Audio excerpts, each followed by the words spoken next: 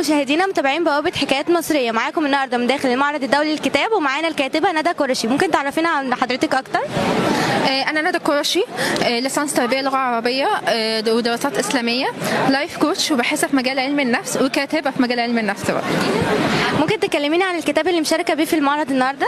أنا مشاركة بكتاب محاط بالأوغاد، كتاب بيتكلم عن العلاقات المؤذية والأشخاص المؤذية في حياتنا، إن هم ممكن يكونوا ناس قريبة جدا، ممكن يكونوا حد من أهلنا، إخواتنا، صحابنا القريبين، ممكن يكون علاقة إحنا فيها مع حد متجوزينه بس مش عارفين إن إحنا نخرج من العلاقة وعايزين نتعايش معاها بطريقة ما تأذيناش، وفي نفس الوقت نعرف نحتوي الطرف الآخر. تمام؟ بلس إن برضه في الكتاب الشخص المؤذي مبيبقاش عارف نفسه، فأنا حاطة برضه صفات وحاجات تخليك تعرف إذا كنت أنت شخص مؤذي ولا لأ. جاتلك الفكرة ازاي ان انت تعملي كتاب؟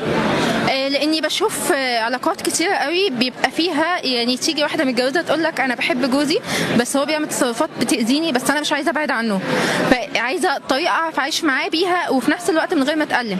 طيب في بنات برضو تلاقي علاقاتها باهلها مش حلوه، سواء مامتها او باباها وهكذا، وشباب برضو علاقتهم باهاليهم مش حلوه.